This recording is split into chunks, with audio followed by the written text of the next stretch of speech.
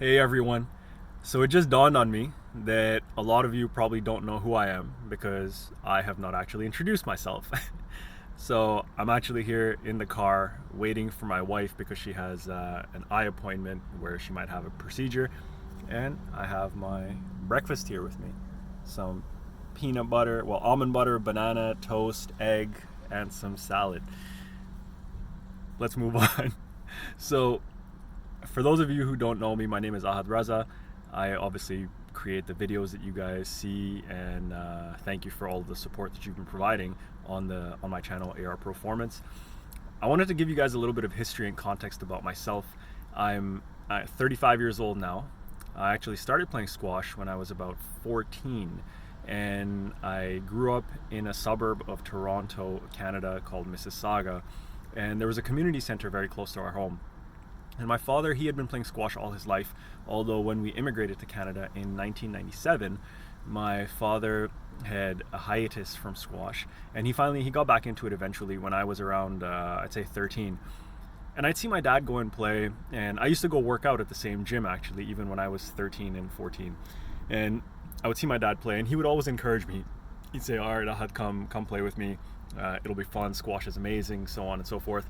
And I'd always be like, "Oh, whatever, my dad at that age, teenagers, what does my dad know? He's playing some game with all these older people, etc. Like, yeah, I don't want to go play there. I want to go work out and get biceps and stuff, right?" And eventually one day, I think I chatted with my mom, and I told her, I don't like it when Papa pushes me into doing this, because like most kids, no teenager especially likes it when their parents tell them what to do. So my mom, I think, had the chat with my dad. He stopped pushing me, and then one day I myself went up to my dad and I said, "Hey Papa, can I come play squash with you?" And of course he responded coolly and calmly and said, "Yeah, of course, come, like, let's just play." And I think from that moment I just kind of got hooked on the sport. And at that time I played a lot of basketball. I'm only 5'9", so that was kind of it was fun, but it was a waste of time in terms of any long-term growth. Well, not necessarily true, but I think you know what I mean. So what ended up happening was I ended up really, really enjoying squash, and I started playing with my dad and some of the other guys at the community center twice a week, 3 times a week. We'd usually go in the evenings. I'd play basketball with my friends after school. I'd work out, I'd do my homework, and then I'd go play squash at like 8 or 9 at night. And this continued, and I started taking it more seriously actually when I hit university. So when I started university at the age of 17, and in my first year at uni, I went to the University of Western Ontario for 3 years, and then I did the rest at the University of Toronto, and then I completed a master's degree in economics after that. And in my first year at university at Western, I I lost a match in five to the guy that was like 25th on the team, who basically didn't even qualify for the team because it was the top 10 that played in NCAA. And at that time, the Western team was one of the top 8 teams, so they're actually quite good. So basically, I wasn't even good enough to beat the guy that was at the bottom of the ladder. And I made a deal with my parents because I fell in love with the game. I made a deal with my parents that if I got a particular scholarship that would give me approximately the amount of money I would earn in through a summer job, I didn't have to work a summer job, and I would just train for squash. And it worked out. I ended up getting the scholarship. I ended up training 4 to 6 hours a day every summer for 4 months when university was off. Now, I did this in the least efficient way possible, probably, because I've never actually had a coach. I only got a coach when I was 30, and I'll get to that in a minute. I had never had a coach. I taught myself how to play by watching videos of Jahangir and Jansher Khan, these VCDs, these video CDs that we got from Pakistan during one trip. I don't even know how many, 20 years ago now, probably.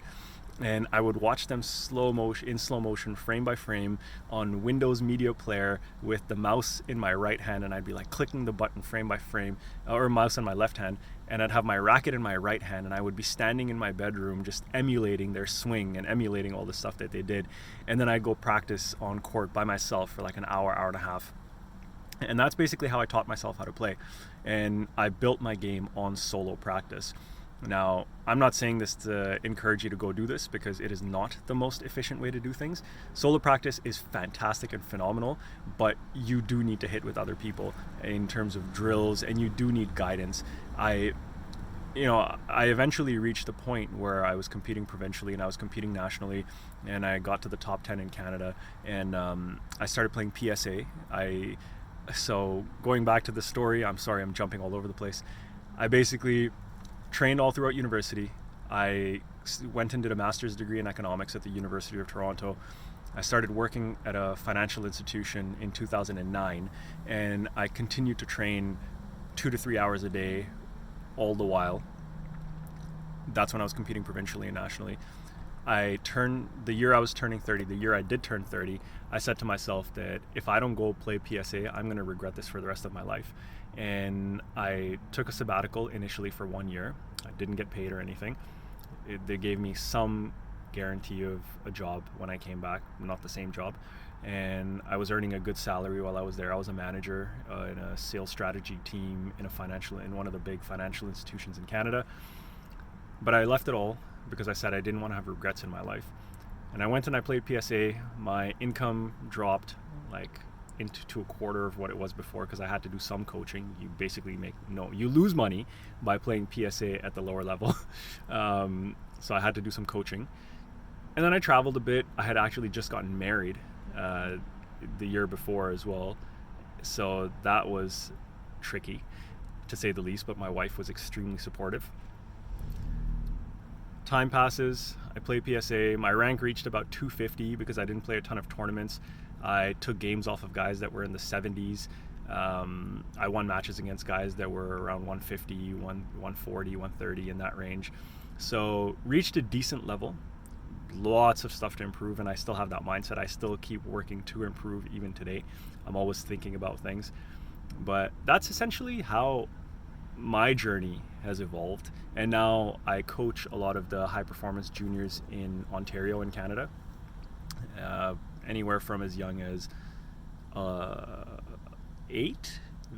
I usually take the slightly older kids because I feel like I connect more with the slightly older kids.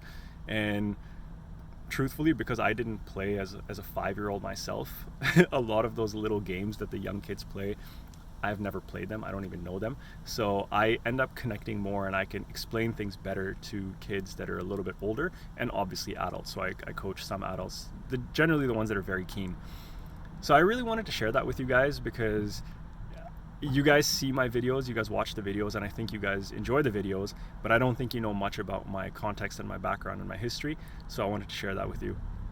I'm also, not that it doesn't really, in my opinion, it doesn't matter that much. I'm a certified trainer on the fitness side of things. But more than anything, it's the passion and the enthusiasm and the curiosity, I feel, that separate a lot of people from others. Like, we can hold all the degrees in the world, but if we stop our learning as soon as we get that degree, I feel like we're stagnating or declining. So I really try my best to maintain that growth mindset, and maintain a mindset of curiosity and openness, so that I can constantly keep evolving as a human being, as a husband, as a father, as a squash player, as a squash coach, as a mindset mentor. That's sort of my approach to life. Well, I hope you guys enjoyed this, kind of did it on a whim.